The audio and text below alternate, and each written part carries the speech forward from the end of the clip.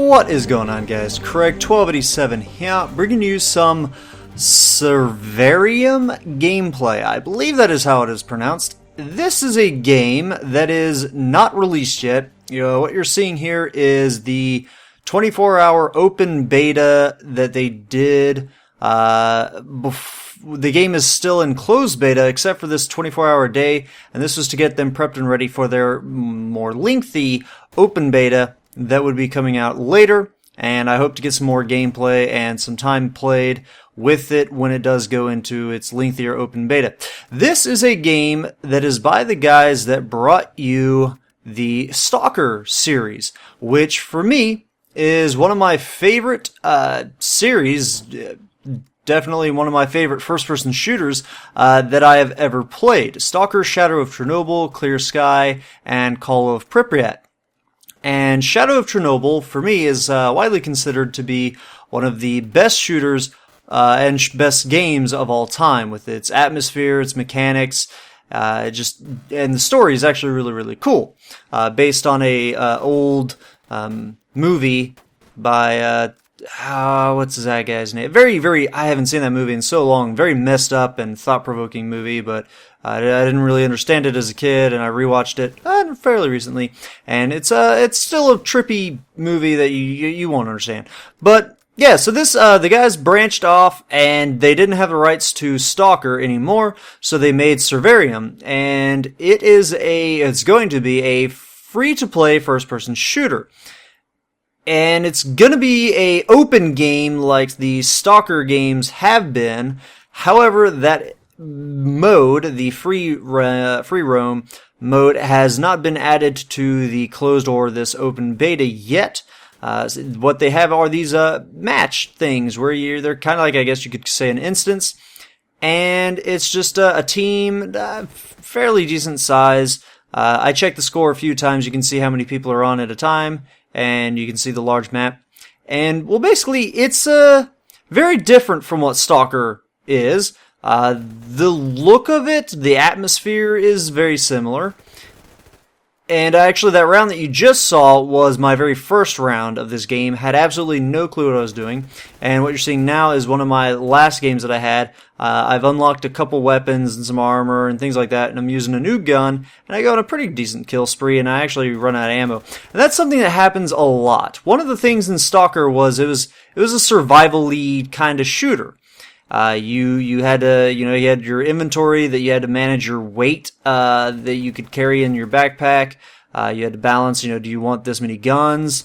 But if you do that, if you carry too many different weapons and you carry the heavy weapons, like a light machine gun or an RPG or something like that, well, they weigh a ton and you can't carry as much ammo, and you definitely can't carry as much, band-aids, med packs, not band-aids, but, bandages and med packs. And traps and things like that. And so it was a very good survival game, one of the very first kind of before DayZ and Rust and things like that. And I loved that aspect of it, and always thought it would be cool in multiplayer. They had multiplayer in those games, but they didn't really capitalize on what the actual STALKER game was for the single-player campaign. So in this one, you actually have your equipment that you have to take care of, as well as your ammo management. The amount of ammo that you bring into a round, and you actually have to find a balance between your primary and your secondary, your pistol, unless they shoot the same. There was one gun that I used at one point that used the 9mm whatever that. 9mm. And so the pistol was the same as the standard weapon. And I found that was actually really, really handy, because if you want to carry more primary ammo, then you can't use as much secondary ammo. And I run out of ammo a lot. And you'll see in the bottom right, or like right now it says 5 out of 16. That's because I started out at around 50, and this is fairly late into the round, and I've gone through some of my ammo. When you die and respawn, you don't start back with the full amount of ammo. You start with however much ammo you just left off before you died.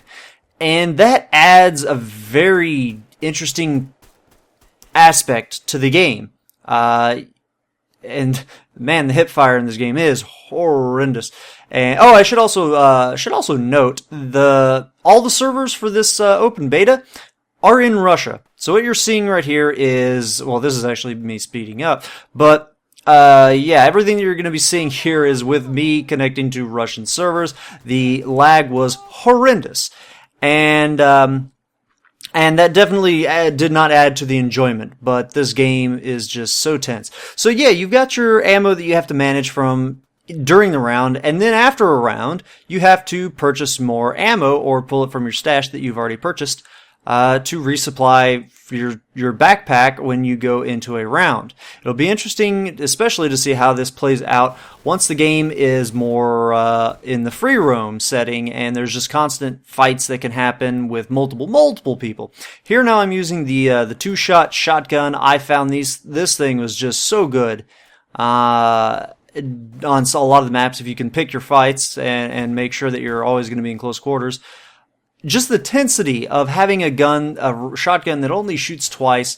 It's kind of like having the shorty 12 gauge in Battlefield 4, but you only get 2 shots and it's your primary gun.